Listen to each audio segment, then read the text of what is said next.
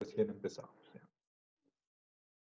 A ver, ahí sí está, ¿no es cierto? Entonces ahí están las tres funciones del Monte Carlo, del rayo, del frente de onda y la cola, y eso les implementamos en Excel. Entonces aquí puedo crearme una celda que sea la cantidad de eventos, el número aleatorio, el pico, el frente y la cola. Y voy a hacer 100 eventos, 1, 2, 3, los 100 eventos. Aleatorio, recuerden, se produce con la función aleatorio. Paréntesis, paréntesis, y se genera el número aleatorio. El pico, implementemos, como decía Kim, 150.000 por el número más 10.000. Y ya está. El tiempo de frente decía 9 a la menos 6 por el número más 1 a la menos 6. 9 exponente a la menos 6, todo esto por el número, más 1 exponente a la menos 6. Ya está el frente de onda. Y la cola dice que va a ser 100 a la menos 6 menos el frente. 100 exponente menos 6 menos el tiempo de frente que está acá. Todo esto por el número más el tiempo de frente. Listo, ¿no es cierto? Y una vez que ya está esto, pues genero 100 números y replico todo para sí. De hecho, creen 101 números, ya les explico por qué. Vamos a hacer 100 simulaciones, pero vamos a necesitarle 101 números. Genero aquí, doble clic en la esquina y se replica para todos los valores. Y lo que he generado, ahí está. He generado 101 valores de corriente, de frente de onda y de cola. No van a ser obviamente iguales a los míos, los suyos, porque cada uno de ustedes, sus computadoras lanzarán números aleatorios diferentes, pero tenemos ya un rango amplio de corrientes, de frentes y de colas para 100 simulaciones en este caso. 100 son poquitas todavía, pero de esta manera pueden generar los valores aleatorios. ¿Sí? Ahora, esto por un lado.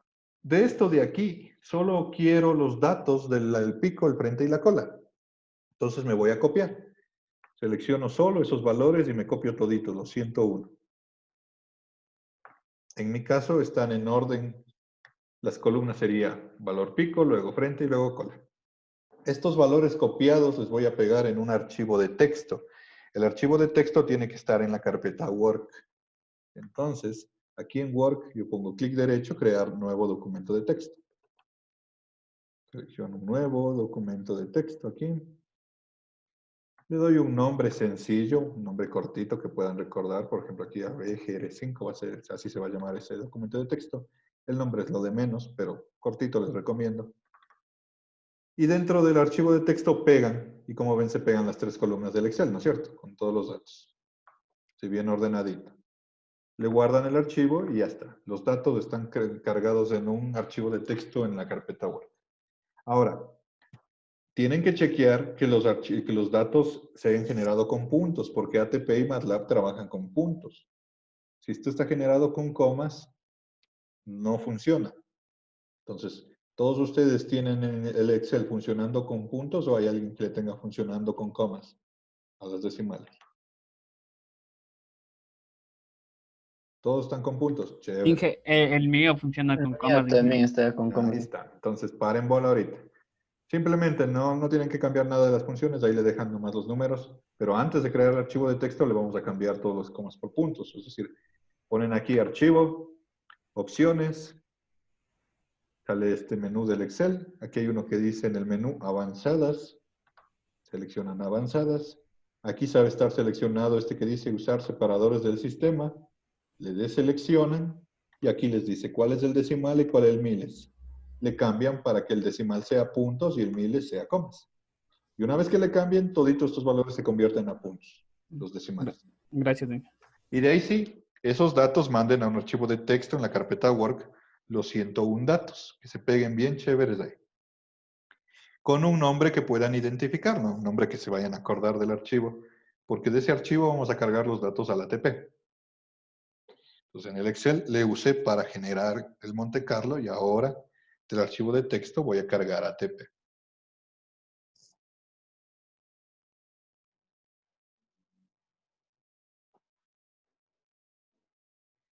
Estas ecuacioncitas, como les dije, ahí les capturan, en todo caso igual les dejaré en su aula virtual. Son simplemente unas funciones lineales, como ven ustedes, que son facilitas de definir, ¿no es cierto? Función del número aleatorio. Significa que son funciones aleatorias también.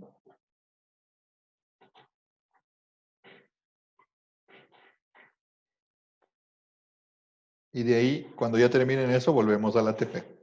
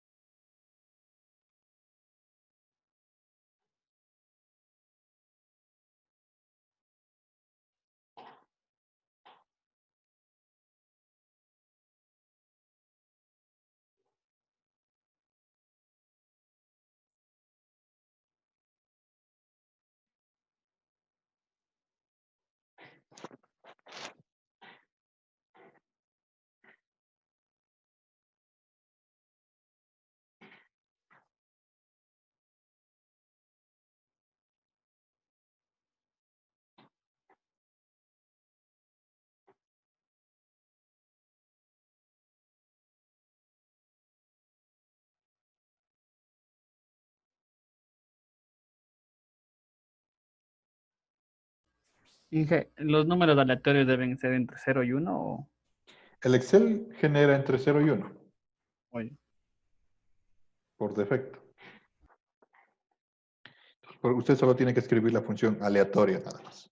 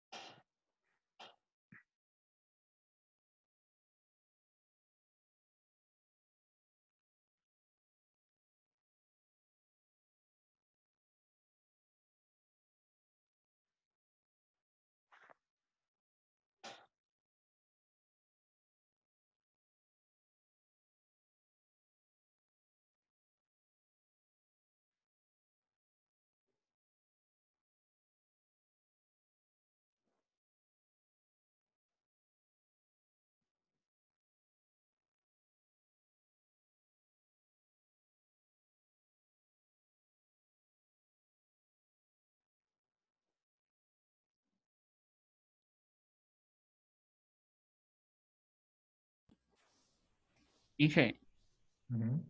no sé qué pasa, o sea, ya pongo la función, pero me sale nombre entre signos de pregunta, algo así. Es el error que sabe salir en Excel cuando no.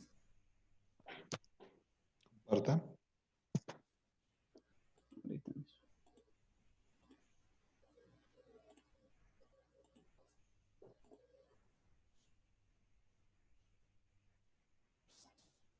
Aleatorio, paréntesis, paréntesis.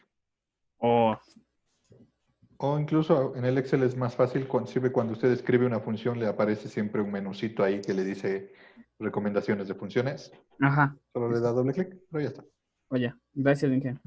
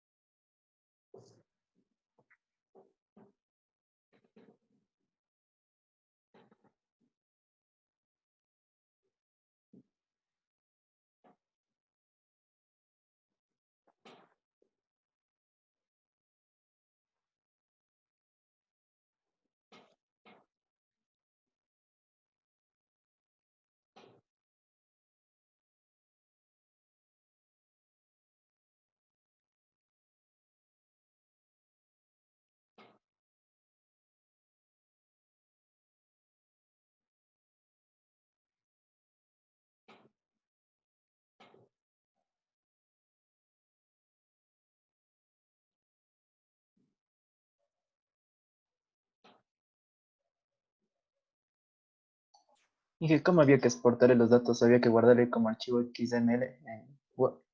Como archivo de texto, usted en una carpeta cualquiera de Windows, pero bueno, en este caso en la carpeta Work, pone clic derecho, nuevo documento de texto.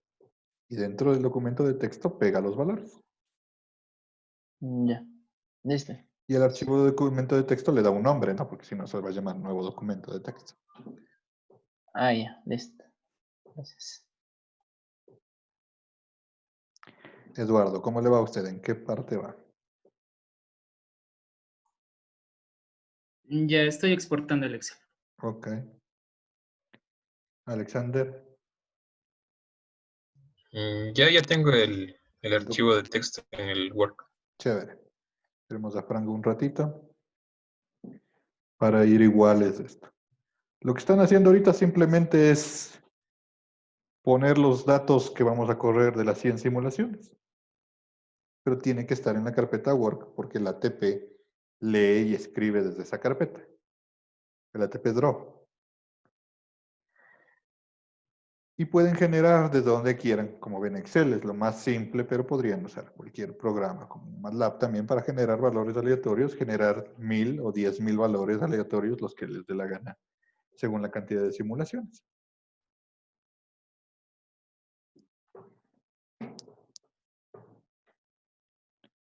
Entonces, aquí en el ATP, igual, como yo les explico varias cosas, yo les recomiendo. Primero, vean lo que hago, lo que les explico, tomen nota y luego le replican ustedes, ¿no es cierto? Porque si tratan de seguirme, luego se pierden.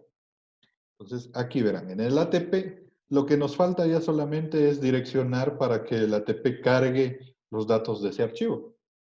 Y para eso vamos a usar la creación de variables. La creación de variables funciona en cualquier elemento de la red. Por ejemplo, esta resistencia, en lugar de ingresar el valor, le puedo ingresar como una variable. A todos los elementos de ATP se les puede hacer eso. Entonces, en el impulso, que es lo que me interesa ahorita, aquí en el menú, en lugar de ponerle un valor, le voy a poner una variable.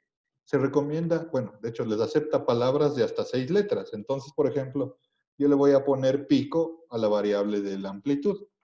Le voy a poner TF a la variable del tiempo de frente y TC a la variable de cola. Entonces van a ser variables, ya no van a ser números ahí. Y cuando le dé OK, me va a decir que voy a crear la variable, digo sí, sí, sí.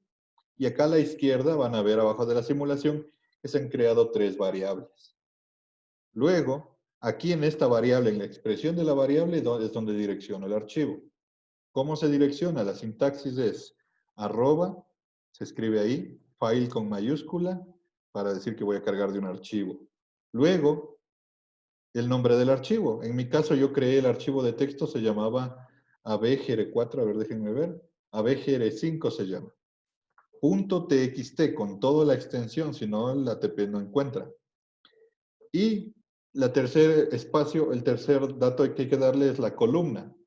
En mi caso, los picos estaban en la primera columna y esa sería la expresión. La misma expresión para las otras variables, pero el tiempo de frente está en la columna 2 y el tiempo de cola está en la columna 3.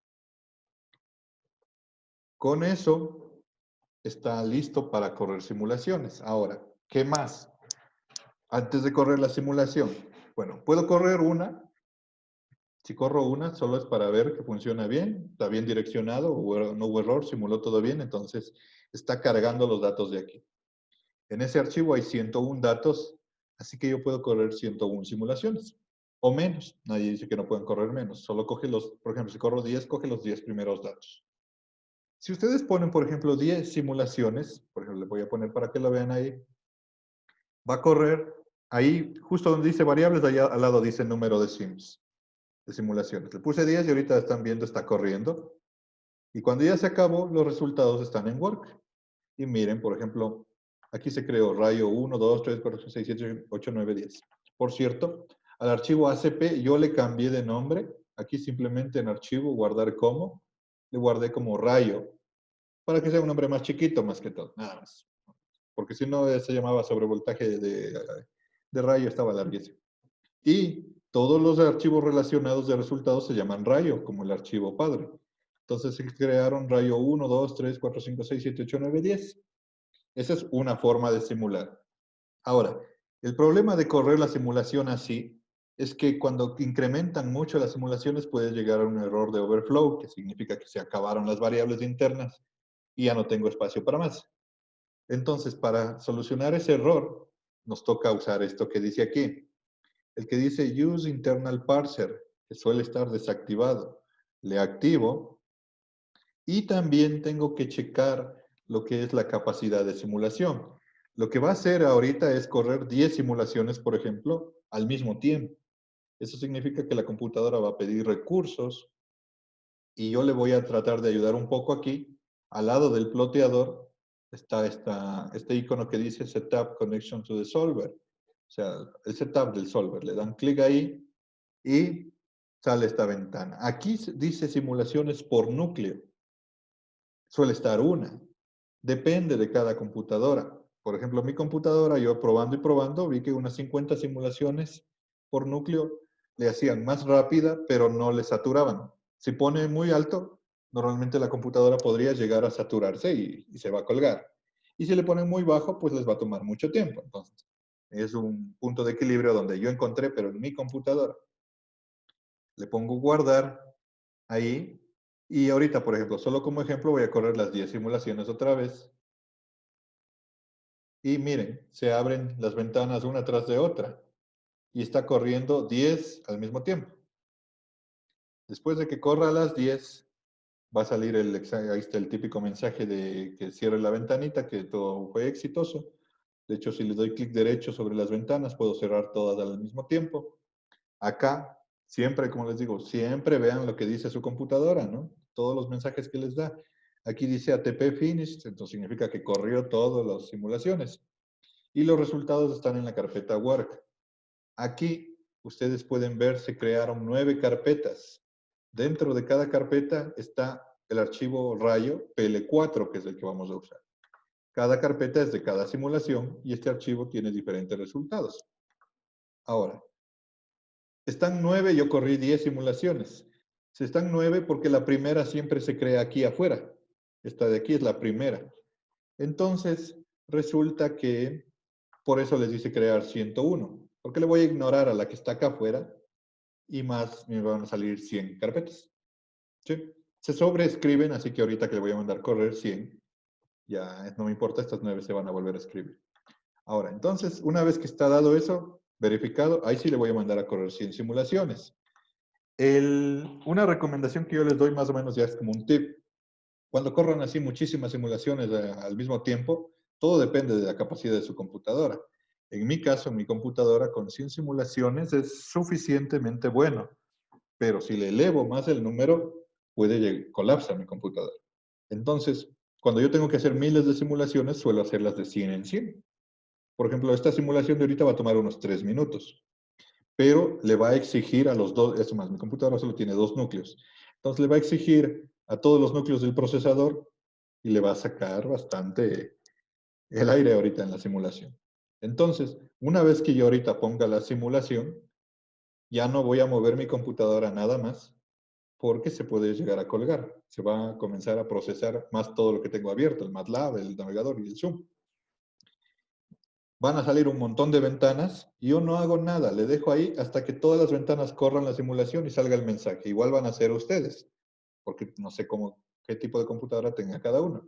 Entonces miren, por ejemplo, ahorita mando ya las 100 simulaciones y ahí están, ¿no es cierto? Si están viendo cómo se despliegan un montón de pantallas, solamente hay que dejarla. Yo me di el tiempo, en mi computadora toma como 3 minutos más o menos. Así que mientras corre esta simulación, pues ustedes ya pueden cargar los datos. Esa sería mi indicación. Carguen los datos así como les direccioné yo. Y esperen, no vayan a simular ustedes todavía. Me olvidé de indicarles un cambio en el model. Así que no le vayan a mandar porque luego tendrían que volver a repetir. En mi caso ya estaba hecho el cambio en el model, pero ahorita no les puedo mostrar porque está corriendo la simulación. En el model, recuerden ahí dentro del ATP, antes de correr las simulaciones, ahí está un model, ¿no es cierto? Si ustedes le dan doble clic al model, salen 4 parámetros. Dice uinf, u0, tau y uinit. Así se llama. Entonces, al uinf le van a poner 1.000.000. Ahí debe haber otro valor ahí. Al uinf le van a poner el valor de 1.000.000. Al U0 le van a poner 1.500.000. Al tau le dejan el que está ahí de defecto, 8 por 8e a la menos 7 me parece que está. Y el uinit le van a dejar en 350.000 o 400, 350.000 está bien. Pues otra vez, el uinf, 1.000.000. El U0, 1.500.000. El tau, 8e a la menos 7. Y el U0, 400.000. Cuando ya esté ajustado esos valores, ahí sí le mandan a correr las 100 simulaciones. Porque si no le hacen eso, pues entonces hacen un cambio, tienen que volver a lanzar 100 simulaciones. Y como ven, mi computadora ahorita está corriendo 100 veces y ahí está todavía trabajando. Y ahí sí, cuando ya estén listos, le lanzan nomás las simulaciones. Solo una vez vamos a correr esto porque ya se generan 100 carpetas con archivos.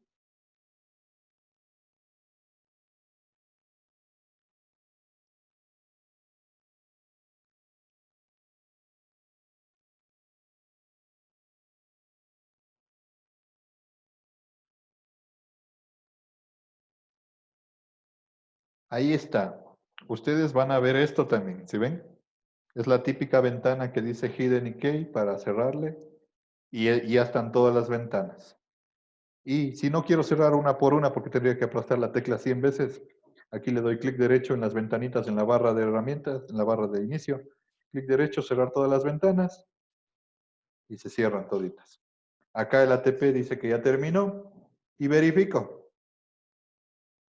En la carpeta Work deben haberse creado, como hice, ay, qué bruto. Debía haber corrido 101 simulaciones, ¿no es cierto? Como corrí 100, se crearon 99. No importa. Voy a trabajar con 99. Una simulación menos, no me interesa. Pero debía haber corrido 101 si quería sacar la 100. ¿Y ya? Y dentro de cada carpeta está el archivo de resultados. Hasta ahí vamos a usar el ATP porque ahora el archivo de resultados le vamos a leer desde MATLAB. Entonces, lancen su simulación para eso. Lo del model les decía esto de aquí. Ha estado con 1.650.000. No importa si le ponen 1.500.000, como les dije. Lo más importante es el uinf 1.000.000 y el uinit 350 o 400.000, tranquilamente. Y acá, si le mandaron 1.500.000, pues con eso. Esos valores eran los que había que modificarle en el model para bajarle un poquito la rigidez al aislador.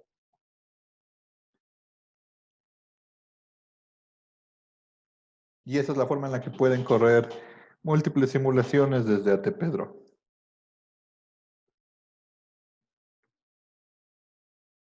Ahí me avisan cuando ya tengan sus 100 carpetitas. ¿Cómo era la parte para ayudarle al procesador? Aquí, al lado del ploteador, está esta barrita. Y aquí dice simulaciones por núcleo. Ahí le puede subir o bajar. Yo encontré en mi caso que 50 era suficientemente bueno. No le subirá mucho porque le va a exigir mucho a su computadora.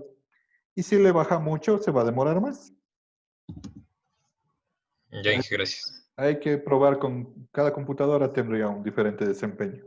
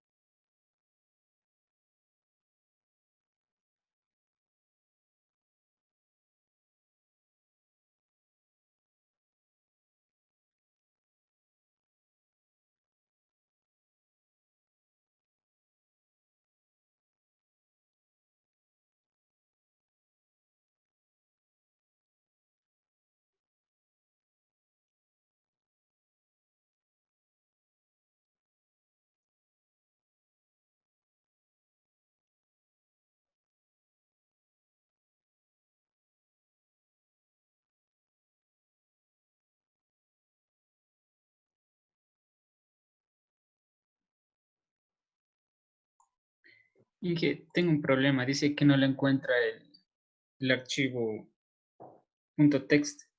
Dos razones. No está pegado en la carpeta work o usted aquí no escribió el nombre con la extensión .txt. ¿Qué cree usted? No, sí están las dos cosas. Entonces chequeemos. Comparta, por favor.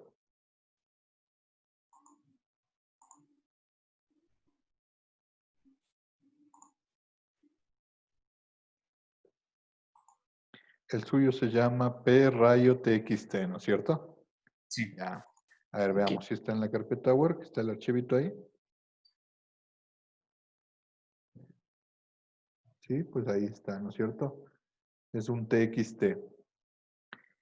A ver, mande a correr una simulación como está ahorita, a ver qué dice el ATP. ATP, rayo. El sistema no puede encontrar el archivo especificado. Me pregunto si puede ser un problema por el subíndice, por el guión bajo. Cámbiele de nombre al archivo.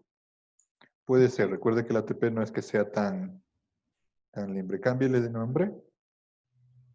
Quítele el guión bajo, algo más sencillo. Solo quítele el guión bajo, sería lo más fácil. ¿Ya? Edítele también acá.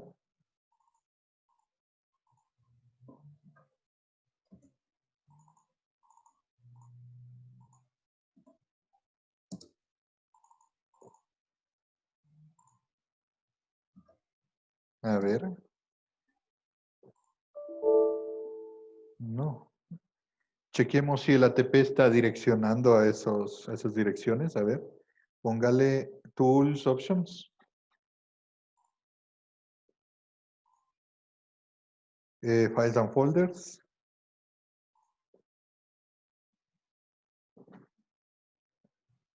Ahí está el problema. La carpeta Project está direccionada a Work y la carpeta ATP está solo a ATP. Entonces, hay que direccionar bien. Por eso es que esta es lo importante. La carpeta Project, direcciónele el primero. Escójale la carpetita para navegar. Ahí está, justo ahí está la carpetita. O sea, ahí en exacto, el browser. Está ATP Data y seleccione Projects. La carpeta Projects está dentro de ATP Data. Póngale OK. Ya. Y la ATP tiene que estar en la Work. Eso está en Documentos, ATP Data. Arriba. Y Work. Entonces no ha estado, el ATP no estaba direccionando. Aplicar, guardar, OK, para que no se vaya a perder. Guardar, OK. Y vamos a ver. Todavía no está direccionado. Porque está abriendo de ATP, ATP Draw, ATP. De esa carpeta está buscando, pero no está ahí. A ver, vamos otra vez en Tools Options. ¿Cómo están las carpetas? ATP doy. Déjenme ver las otras. Las otras carpetas en Preference, ¿dónde está? En Preference, en la pestaña de arriba, Preference. Está corriendo correctamente. Entonces, en Files and Folders hay que poner todas las direcciones correctas. Déjenme ver cuáles las otras que no me acuerdo de memoria.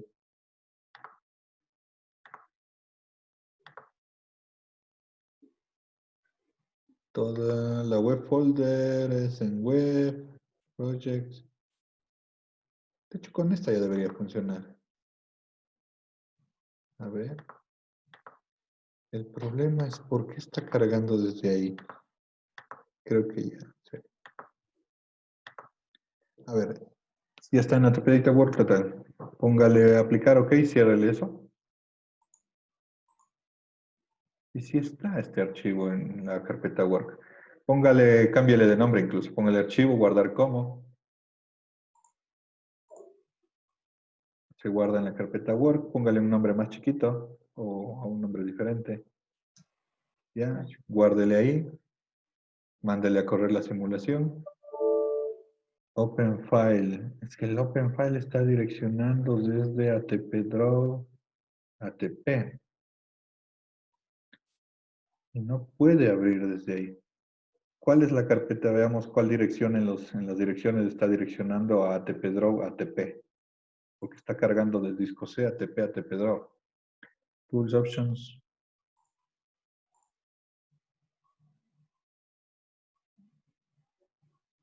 Supongo que todos estos. Entonces, cada carpeta tiene, por ejemplo, la web que dice ahí, está dentro de ATP Data Projects Web. Navegue. Hay que cambiarle.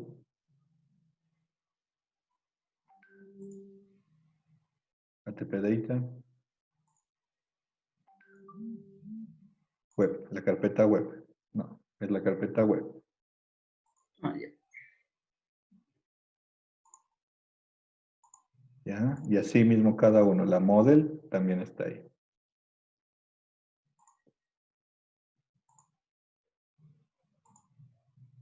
La mod, eso.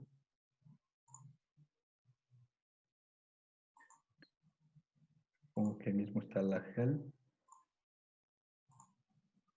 Ahí HLP, esa es. USP.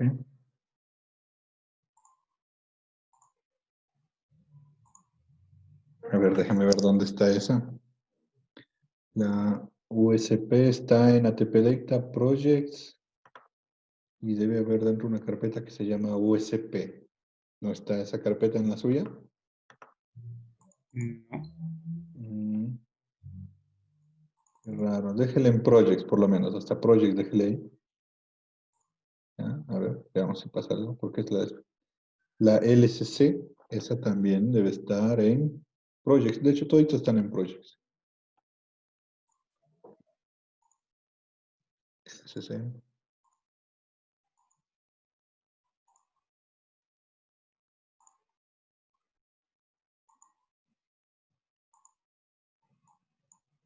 Estará. BCT. Arriba está. Y plugins.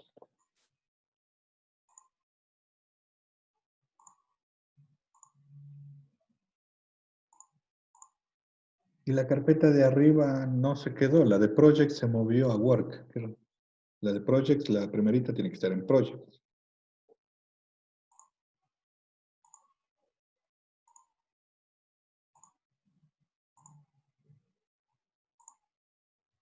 Póngale guardar. No se olvide poner guardar. Acá. Ok, veamos si es que se deja. Yo no sé por qué quiere abrir. Está guardado el ACP, ¿no es cierto? Sí. Ya. Ciérrele el ATP. Todo. Sí, todo. Vuélvale a abrir.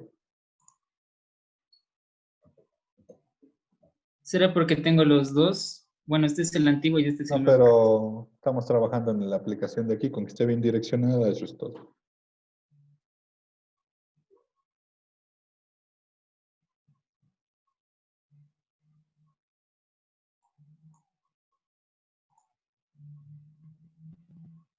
Abrir directamente direcciona Projects.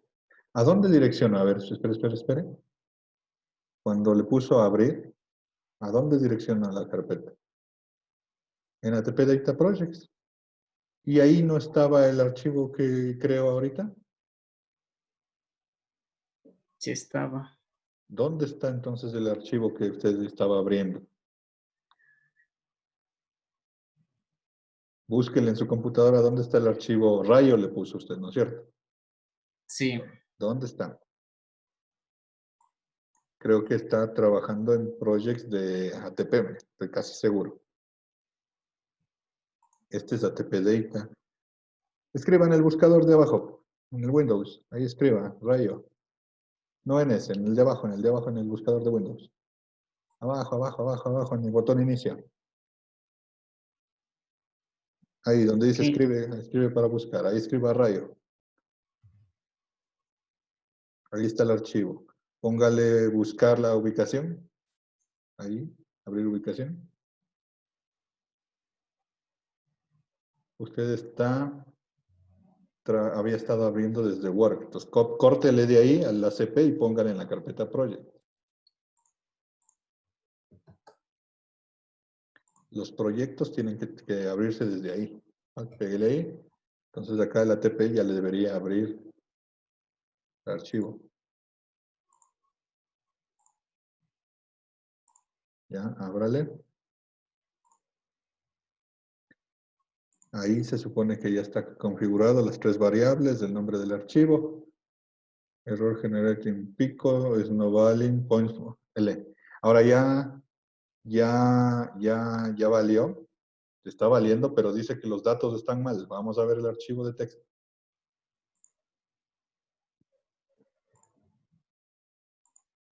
Está bueno. En Word.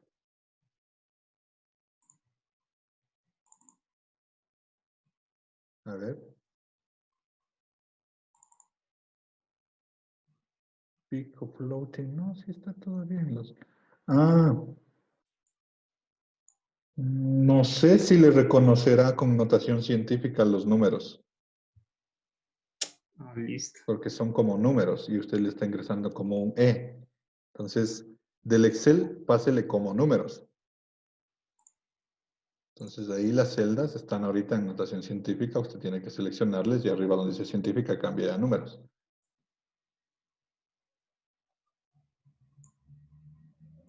¿Cómo le selecciono? Ah, abajo todo. Todos los números seleccione, todo. La otra columna también seleccionará que también está en notación científica.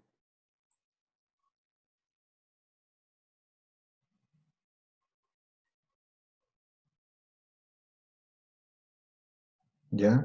Y ahí arriba donde dice, mire, científica, cámbiale a número. Auméntele los decimales con esas flechitas que están abajo de número. Ahí le bajó. ¿Ya? Vuelvas a copiar los números. Parece que ahora sí ya está direccionado, ya está cargando el archivo, pero no le reconoció los valores. Ahí salió que solo los números, no las letras. Eso también es el detalle. O Bueno, también, le elimina todo. sí.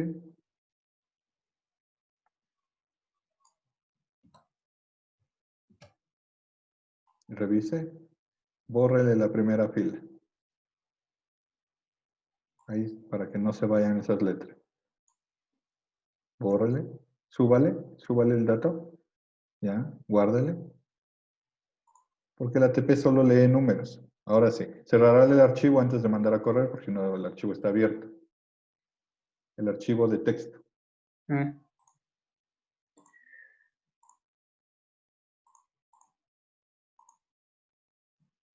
Ponga una, a ver ya, simule. me salió con mayúsculas. No importa, simule. Ahí. Listo.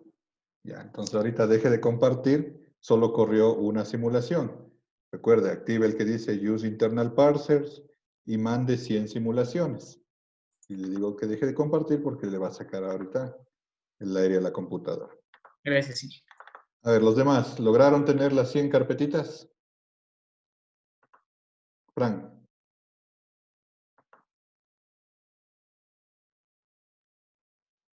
Sí, ya mismo, Inge, estaba teniendo problemas aquí con mi computadora. Alexander. Sí, Inge, ya tengo la 100. Kevin. Hice una pregunta, a mí se me corrió, pero yo le exporté con el título de TF, pero sí me está corriendo el ATP. No sé por qué. No tengo la menor idea de qué cargaría en el primer valor. Cuando le carguemos habría que ver. Sí me asomó error en la primera ventana y luego ya me corrió. Bueno, pero hay un lado bueno. La primera simulación es la que está afuera de las carpetas y la que le estoy ignorando. Así que si usted le va a ignorar esa, también no hay resultados. Las que voy a usar es la que tienen en las carpetas. Entonces ahora sí, vamos a avanzar aquí en el MATLAB, así que pilas aquí Entonces también. no le corro otra vez. No, déjele ahí. De hecho, Ya. al seguir corriendo, ¿no es cierto? Sí, se demoró a mí, o sea, me salían las ventanas, pero me tocaba cerrar cada 20, cada 10 simulaciones. No me Ok. corría todavía una sola. Ah, usted le debe haber puesto que las simulaciones por núcleo estaban en 10, creo. Creo. Bueno, en todo caso, ¿logró las 100 simulaciones? Sí, Ya. Ahora, entonces verán, ¿qué es lo que vamos a hacer? Desde el MATLAB vamos a cargar los PL4s. Y si ustedes ven, todas las carpetas tienen el mismo archivo resultante, toditas. Lo único que cambia es el nombre de la carpeta, ¿no es cierto? Y obviamente el archivo rayo que está en mi caso se llama rayo. El archivo que está en cada carpeta tiene diferentes resultados. Entonces, ¿qué es lo que hay que cambiar? Es la dirección de la carpeta nada más. Entonces, me voy a copiar la dirección de una carpeta y luego le voy a cambiar. Por ejemplo, la carpeta 1. Acá en el MATLAB, ojo, aquí también tenemos que tener direccionado la carpeta de trabajo a la carpeta work. O sea, aquí simplemente pegan la dirección de la carpeta work y le direccionan. Y ustedes pueden ver aquí que en el MATLAB están las carpetitas con todos los resultados, está el PL4 Tomad, están los resultados, está todo ahí. Entonces, ¿cómo funciona este PL4 Tomad? Primero voy a limpiar, estoy creando un nuevo script aquí. Limpio, borro variables, y ahí sí. Se utiliza este comando que se llama dos. El dos sirve para usar el command prompt de Windows, pero desde MATLAB. Y se le escribe en forma de un string y con comillas simple para que sea un string. Y se le da el comando. El comando es sencillo, simplemente llamo a pl4tomat, es así, pl4 2mat, con slash derecho m4 y M4 es para que venga en la versión 4 de MATLAB las variables. Y finalmente la dirección del archivo que quiero abrir. Por ejemplo, aquí pego la dirección de la carpeta 1, ¿no es cierto? Y dentro de la carpeta 1 está el archivo rayo.pl4. En mi caso se llama rayo.pl4. Ustedes tienen que ver cómo se llama, ¿no? El archivo pl4. Y una vez que ya está direccionado aquí, le doy correr, me va a decir...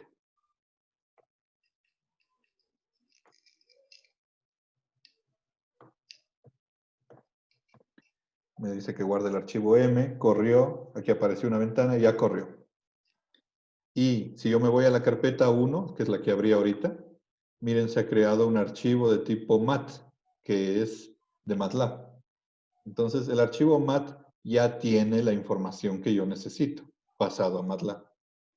Para abrirle simplemente hay que usar el comando load, y dentro de load se pone la dirección igual del archivo que yo quiero cargar, sería desde aquí, en la carpeta, pero el archivo en mi caso ya no se llama .pl4, sino con el mismo nombre, .mat.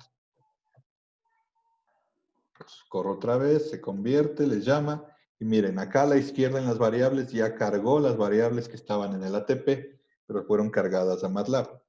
Si yo le ploteo, por ejemplo, qué sé yo, a mí me va a importar ahorita estos tres que dicen B-Tower, que eran los voltajes en la línea, por fase, está identificado así, según el nombre que le hayan dado cuando crearon el circuito. Entonces, miren, le ploteé y ahí está. Este está. Significa que esos dos datos de la fase A de voltaje en la primera simulación. Entonces, está funcionando la importación. Ahora, ¿cómo voy a cargar 100 datos? Imagínense si tengo una simulación de 1000 datos o 10.000 datos, ¿no es cierto? Entonces, no voy a estar abriéndoles uno a uno, así como ahorita, sino que lo lógico sería mandar un lazo aquí para que le abra a todos, uno por uno. Entonces, ¿qué voy a hacer? Un lazo for, ¿qué es lo único que va a cambiar? Este número de carpeta, porque todas las direcciones de los nombres son igualitos, ¿no es cierto? Solo va a cambiar aquí el numerito.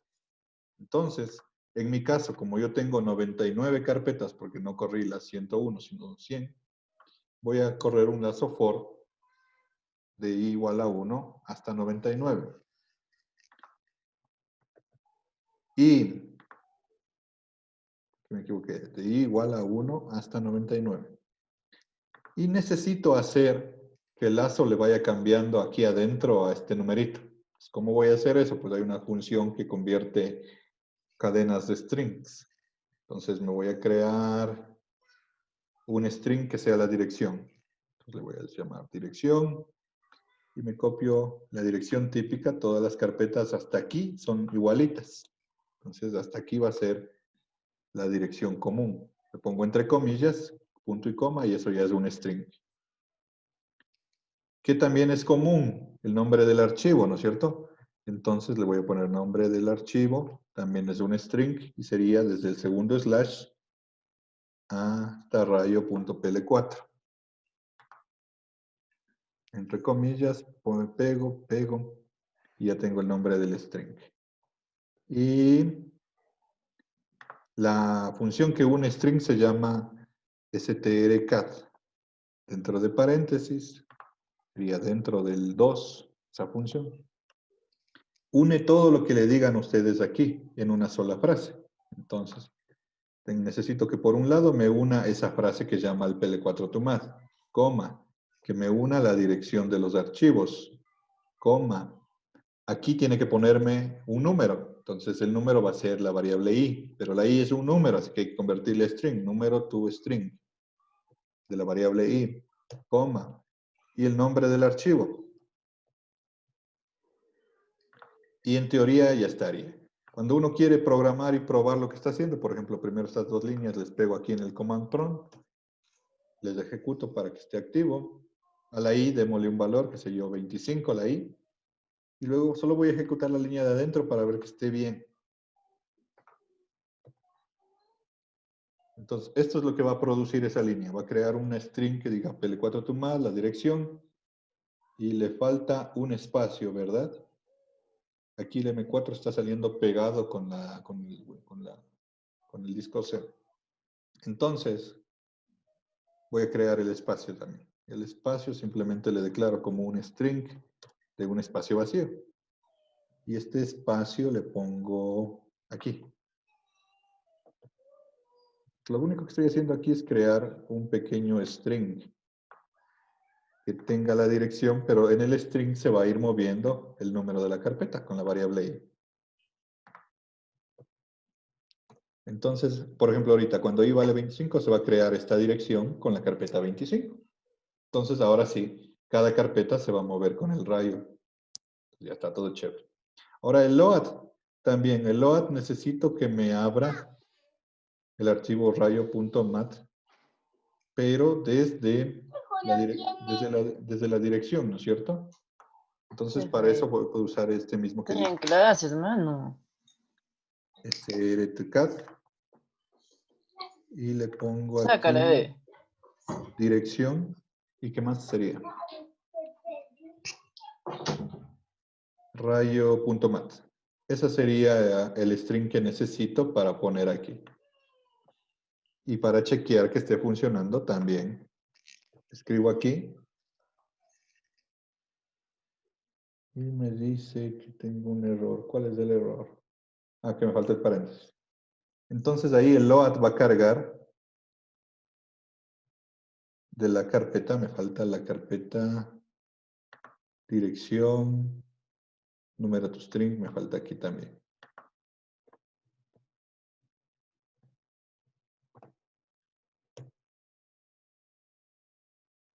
Y ahí tendría que ponerle un backslash aquí.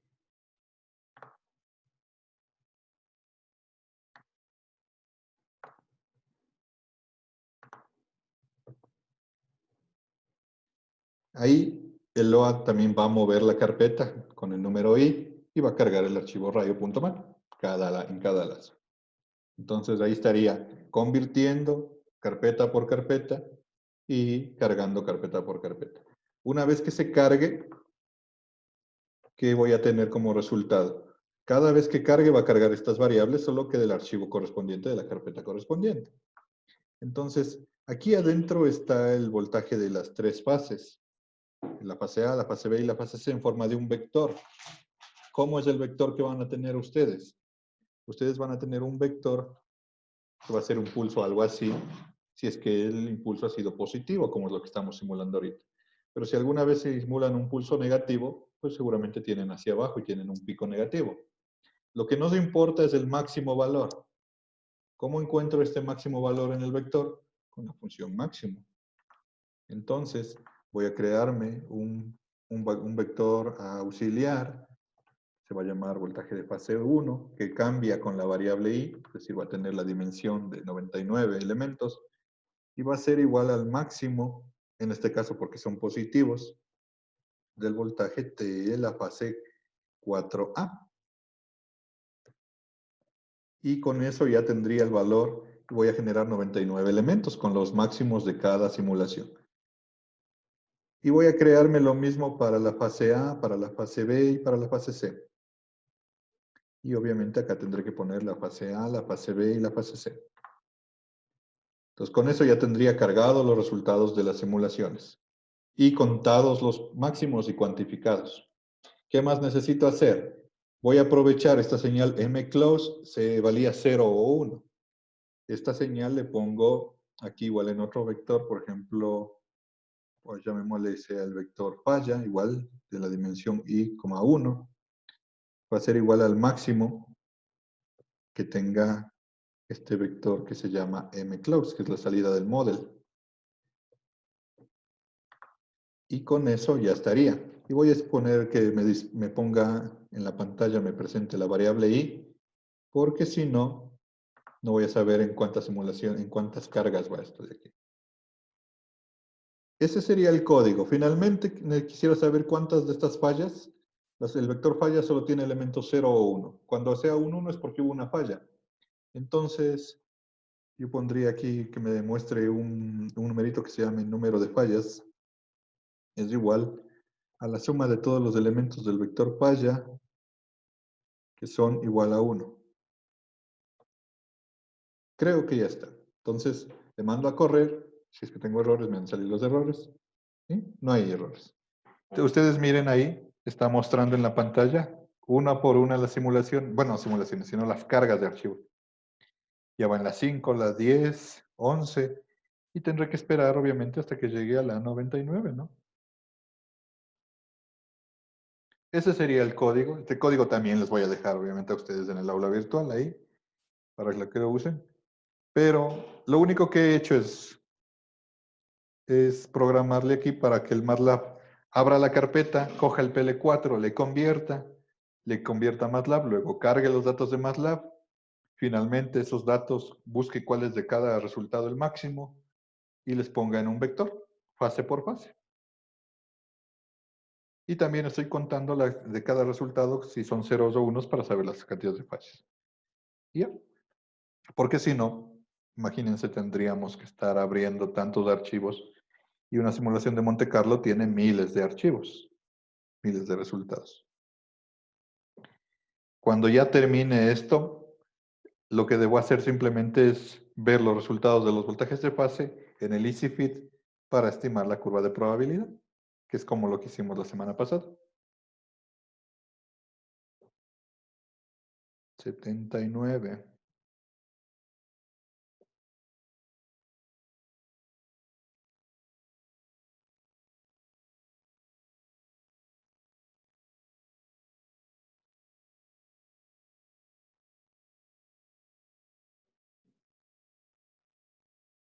Ya. Entonces, miren, ya salieron, en mi caso 99, porque yo digo que me jalé una, pero en todo caso no hay problema. De las 99 simulaciones, 34 veces hubo falla en el aislamiento. Entonces eso ya me da una idea interesante, ¿no? De 100 rayos, bueno, digamos que hubieran sido 100.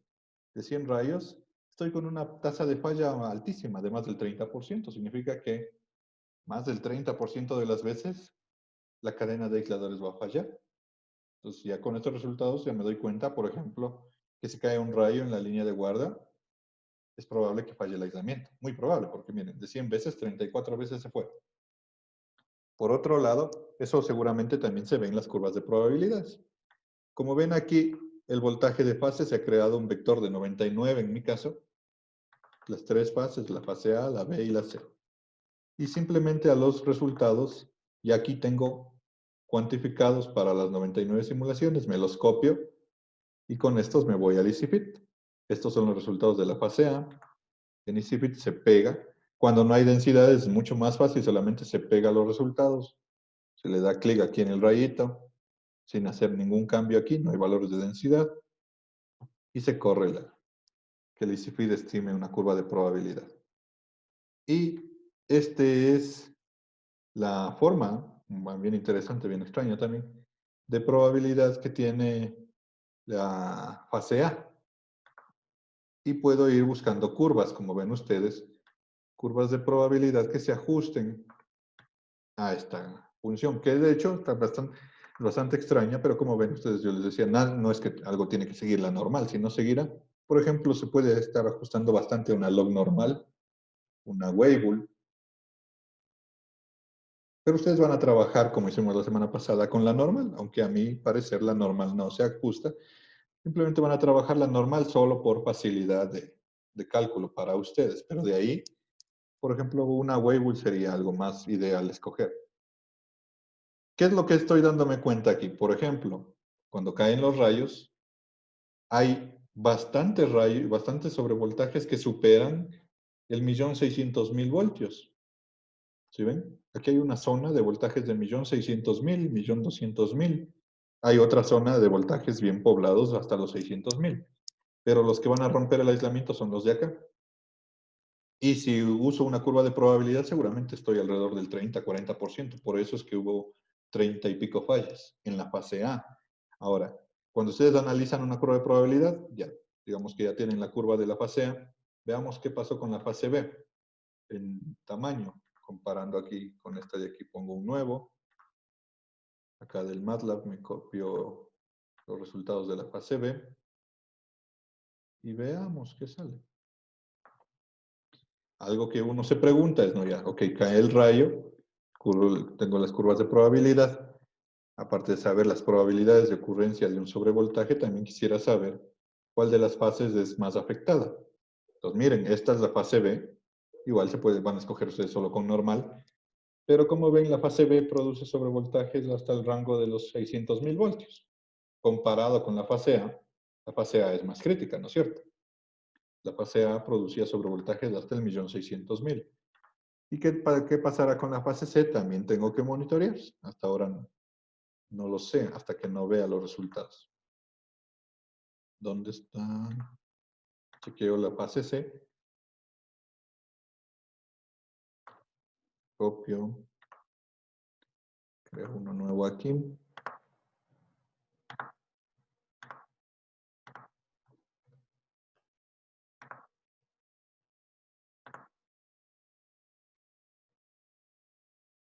Y esta es la curva de probabilidades. Bueno, obviamente buscando una buena curva.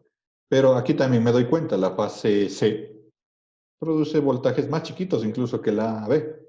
O sea, de las tres fases, la menos afectada es la fase C. Y la peor fase es la fase A. En la fase A se producen voltajes de hasta 1,5 millones de voltios, más o menos. Eso significa que las fallas seguramente son en la fase A.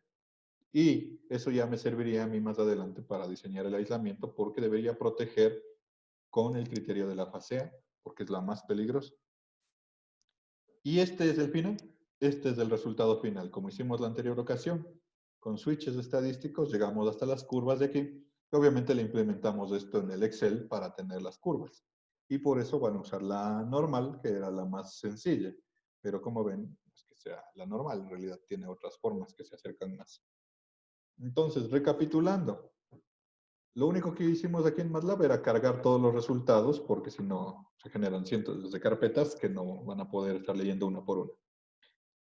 Lo que hemos simulado es la caída del rayo en la mitad de la línea, en el cable de guardia, y después de eso, con 100 simulaciones, más o menos 30 veces se fue la línea. También ya tengo las curvas de probabilidades, ya sé que el aislamiento tiene tal nivel, con eso uno ya más adelante podría diseñar la coordinación de aislamiento. La pregunta que uno se haría aquí es, ¿no es cierto? He simulado la caída del rayo en la mitad de la línea en el cable de guardia. ¿Será que el rayo cae solo en la mitad de la línea? No, el rayo cae donde le dé la gana. Entonces, ¿qué debo hacer? Debo hacer más simulaciones en toda la extensión de la línea, porque no es lo mismo que el rayo caiga en la mitad, que caiga al principio, que caiga al final, en fin. ¿Qué más puede pasar en la realidad? ¿El rayo caerá solo en la guardia? Hay líneas que no tienen guardia. Cuando no tienen cable de guardia, ¿qué va a pasar? El rayo puede caer en las tres fases, en alguna de las tres. Entonces tendría que correr simulaciones en la fase A, en la fase B, en la fase C, la caída de rayos y cuantificar. Y después de cuantificar todas esas posibles variaciones, ahí tendría que ver las curvas de probabilidad y determinar cuál de ellas es la más rigurosa, la más fuerte, en este caso, por ejemplo, en la fase A, y con esas coordinar el aislamiento. Este es el resultado de lo que se hace de un estudio de sobrevoltajes después de la caída de rayos. ¿Y qué habría que hacer? Comparar con las maniobras, porque para coordinar por impulsos hay que escoger una. O coordinamos con maniobras o coordinamos con rayos, dependiendo del nivel de voltaje. Entonces, ¿qué es lo que me preguntaría aquí? ¿Serán más fuertes los sobrevoltajes de rayos o de maniobras? Tengo que ir a ver las curvas de ambos y ver cuáles son más fuertes con las probabilidades. Eso es lo que seguirán viendo, obviamente, a medida que vayan avanzando, pero esta es la forma en la que hemos utilizado. Y hemos usado ATP para poder generar, en este caso, solo 100 simulaciones, pero generarán más. Veamos lo que es el informe que van a hacer. En el informe de lo que hemos venido trabajando 3 semanas ya con esta, entonces básicamente se recogen los resultados de las 3 semanas. La primera pregunta dice, según la IS 61, ¿cuáles son las características para que un voltaje de impulso sea de prueba? Yo les di la 61 en la primera práctica de altos voltajes. Ahí dice que es un impulso que tiene 1.2 micros con las 50 microsegundos, la de laboratorio, tales tolerancias, y listo. Citado de la norma, 3 líneas. Es toda la pregunta 1. La pregunta 2 dice que expliquen cómo funcionan los generadores de impulso. En la primera práctica yo les indiqué cómo funcionaba el circuito A o B, con los potenciales en las esferas, de la carga, la descarga, toda la explicación. Está en el primer video de la clase también, o si no, incluso está en los libros de alto voltaje que yo les di de bibliografía. Hay que explicar claramente cómo funciona el generador de impulsos de laboratorio. El punto 3, igual, de la primera clase, cómo son los métodos de medida del impulso con los elementos que tiene cada uno. Habían solo 2, las esferas, y le añadimos el criterio de probabilidad. Y en el segundo método era el divisor de voltaje con todos los elementos adicionales para poder medir con un digitalizador, que era el cable de retardo, la antena, la impedancia, etcétera, etcétera. Explicado para qué es cada cosa.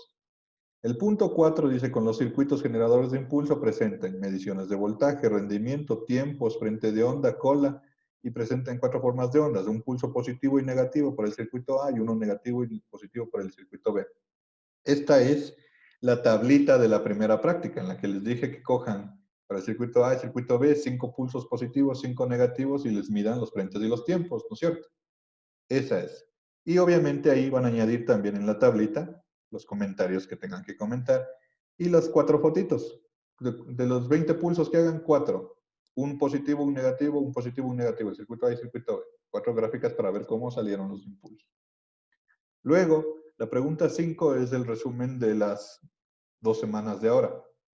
La función de probabilidad de sobrevoltaje tipo rayo que hemos hecho ahorita y la función de probabilidad de sobrevoltaje tipo maniobra de la semana pasada. Con la cantidad de simulaciones que hicimos, 100 hicimos en maniobras, 100 van a ser en rayos. Bueno, si hicieron 99 como yo, no hay problema por uno.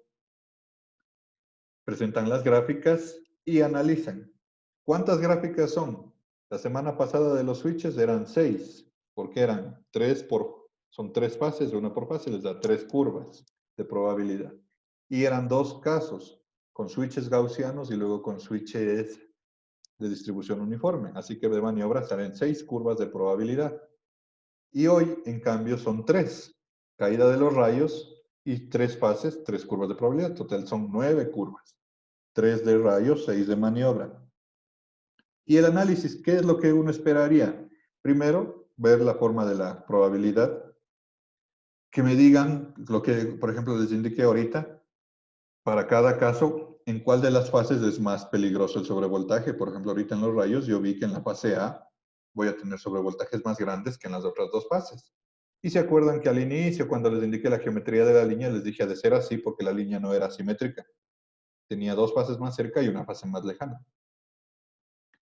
Y la otra pregunta que uno espera tener respuesta aquí, y obviamente su conclusión ahí sería, ¿cuál sobrevoltaje salió más fuerte?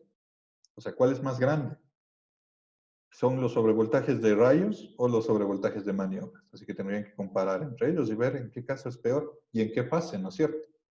Entonces, con eso uno ya tiene respuestas para cuando quiera coordinar el aislamiento. Ya sabe cuáles son los peores sobrevoltajes y en qué fases son los que van a suceder. Y obviamente de ahí ya salen sus conclusiones y ese sería el informe.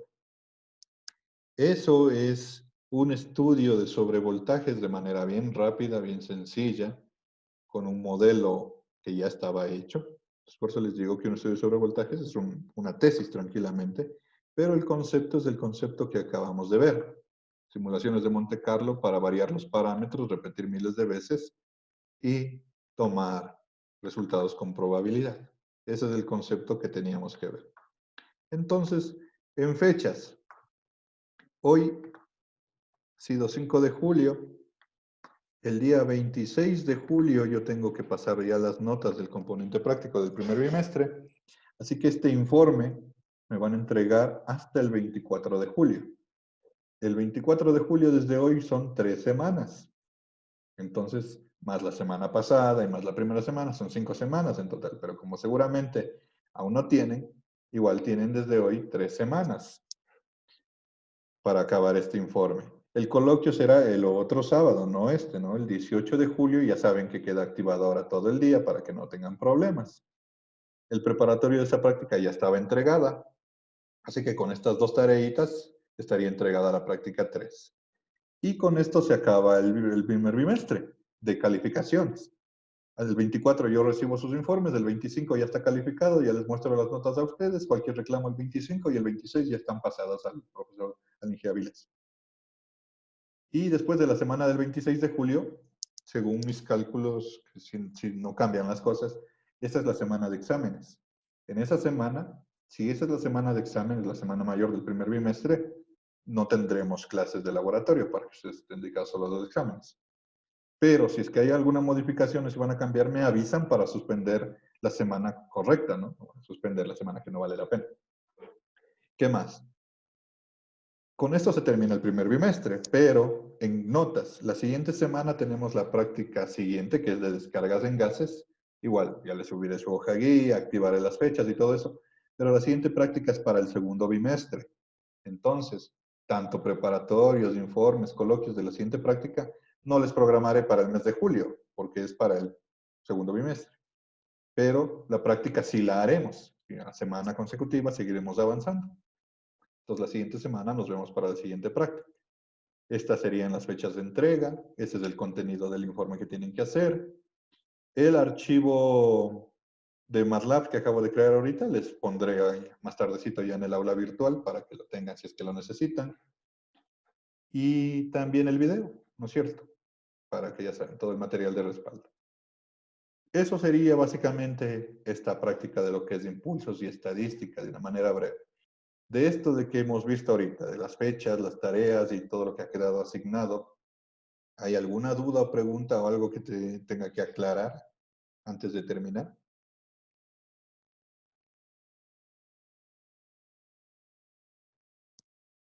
Está todo claro entonces. En ese sentido nos veríamos. Recuerden, esta hoja ya está en el aula virtual, es hoja actualizada, la que esté en el aula virtual usen. Nos veríamos la siguiente semana para la siguiente práctica. Que tengan un buen fin de semana, una buena tarde. Eso sería todo. Hasta luego, chicos. Hasta luego. Hasta luego, Inge. Gracias, Benje. Hasta Luego, luego. Inge.